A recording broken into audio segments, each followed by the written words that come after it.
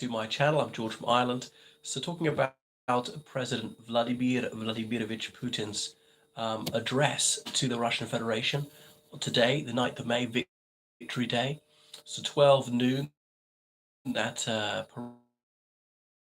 on Red Square, and it's according to a certain format. They begin playing the Sacred War, that tune that was first played at Belaruski Station in June 19 rained and steamed off towards the battlefront, made them never to return. And then the soldiers goose step across Red Square. The various limousines come in with the commander of Moscow military district, blah, blah, blah. Anyway, then it's Putin's chance for a speech, which lasts about 10 minutes. It's 11 minutes this year. And as I say, it was surprisingly unsurprising. To almost universal surprise, he didn't say this is a war, no longer a special military operation, nor did he announce general mobilization or anything like that. And he didn't actually mention nuclear weapons or any use of weapons of mass destruction by Russia, or indeed claim that the Ukrainians were using them, which would obviously be his blind for Russia using them, and oh, they did it to themselves just to make us look bad. Like that, he's tried that one in Syria about 24 times. It's a bit of a damp squib. Now, one thing I did predict accurately is I said that he will not say that this conflict is over, because I mean, well, this is the off ramp. He's gained a bit of territory. Can he say, okay, that's it? We can call it quits. We've gained something. We've so-called liberated Kherson. We've taken another bite of Luhansk and Donbass, or sorry, Donetsk, I should say. And so we can have peace now. No, he didn't say that. Zelensky even said that Ukraine is not going to join NATO. Would that be good enough for him? No, I didn't think he was going to end it now.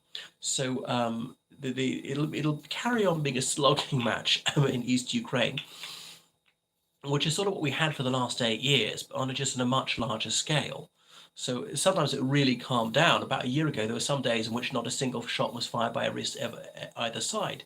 You could go a couple of weeks and not a single person be even wounded, but it is going to intensify, be much more than that. But Russia's never been known for winning through maneuverability of its units, and the same is true now. And all right, they won a blitzkrieg campaign in Manchuria against the Japanese in 1945. I think that's the only time they've done it. They're also quite slow moving because they place such an emphasis on artillery, which moves slowly. And obviously, you run out of ammunition, got to be reinforced. Like German military doctrine from Bismarck onwards, speed, that's a crucial factor in war. And Russia was saying, no, it's firepower is the determinative factor. I mean, Napoleon believed it was speed. But the Ukrainians are increasingly getting more and more firepower. So Russia did have a chance to really break through now, and I thought they were going to do better than they have, because the ground is largely dry and they can go off the road without sinking into the mud. And I thought they might have sorted out the logistical problems, but no.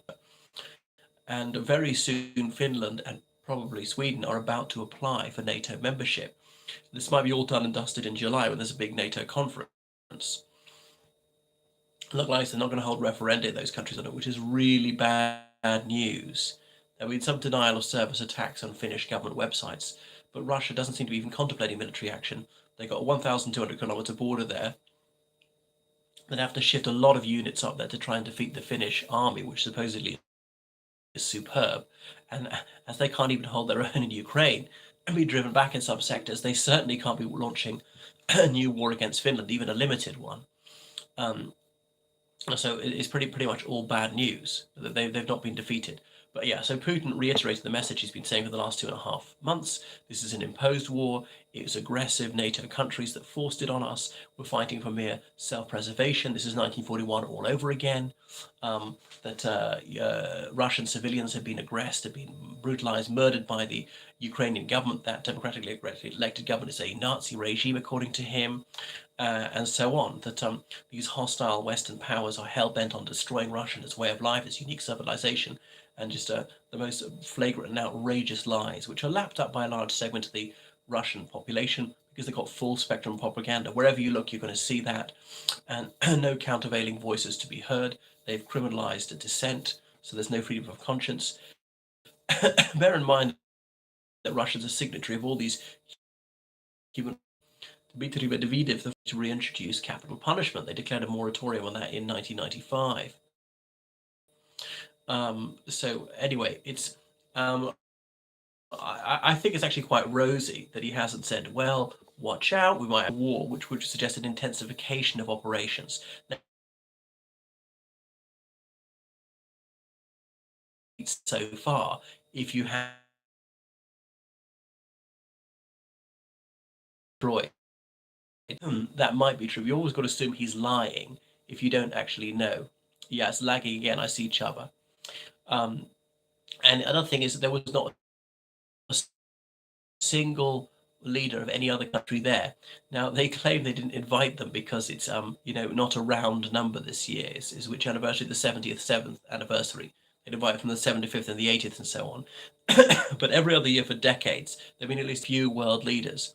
I was astonished even President Lukashenko wasn't there. But I suppose if only one came, that might be so embarrassing. It's better that no other foreign leaders came. The CSTO countries, you think they would send someone? China. What happened to this friendship with no limits we're hearing so much about? And I thought one of the options for Putin is say, well, Tajikistan and Kyrgyzstan, your economy is being wrecked because economically you're little more than adjuncts of Russia. You usually have so many guest workers in Russia. Remittances are about 30% of your economy. You get everything from oil, gas, metals, food, and so on. So you've got to have high unemployment, about 12% and climbing in those countries. So why did some of your people join the Russian army? I mean, a few of them have already. Already North Korea, you've got this huge army, really no prospect of a conventional war because South Korea won't attack because there'd be a nuclear war. So why don't you lend us some of our troops and we'll give you the oil, gas, and food that you so desperately need? But so far, that does not seem to have been suggested. But there are indications that calling up reservists is being seriously considered, which is why they've had to report to draft officers and confirm, yes, this direct address is correct. They've had to submit to medicals to determine they are fit for combat service and so forth. Um, so he's going to have to use numbers because they don't seem to have brawn. They said it doesn't have brain, but they do have numbers. But the trouble is, can you supply them? Logistics are a problem. And can NATO countries supply the Ukrainians with weapons faster than the Russians can increase their numerical advantage? And you can't simply give people a weapon system. They have to be trained on it, some of which the Ukrainians have never seen before.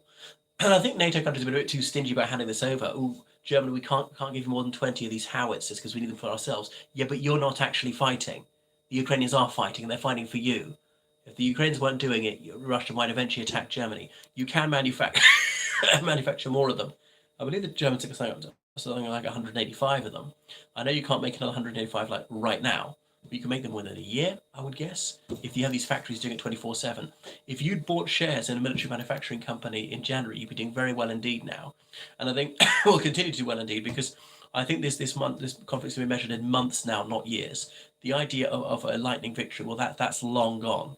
You hope you might finally wear them down, war of attrition, and wear the West down with high oil prices, being fed up of Ukrainian refugees. Well, that flood of refugees has turned into a trickle, and that's manageable. There doesn't seem to be any resentment actually in Western countries about Ukrainian refugees. 5 million of them, some of them have even gone back, so that could be absorbed. But even if this war to end totally today, some of those Ukrainian refugees would never return because they'll like life in Western countries where they make at least 3 times more money, and they return to a pile of rubble that used to be their house. The damage of a 2.5 month war is going to take a few years to rebuild. Okay, so that's it from this astonishingly dull and understated Victory Day speech. So much was anticipated and actually hasn't really delivered anything tub thumping, particularly convincing, or actually even frightening. So I'm actually quite reassured. I mean, the bad stuff could come later, but I'm surprised. Why has he done this? Has he actually been scared off a bit about Westerners? Don't do anything foolish or abrupt. Anyway, very likely he's about to go under the surgeon's knife. So he'll disappear for a few days whilst he hands over to maybe Nikolai Patrushev. And that's why Patrushev published that article, that hyper-nationalistic article about a week ago, setting out his stall. But Patrushev being in charge, I'm a little bit more worried that he might try and make his mark in the few days that he's in charge when Putin is convalescing. Will he do something drastic? I really pray he won't. Thanks for watching my channel. Goodbye.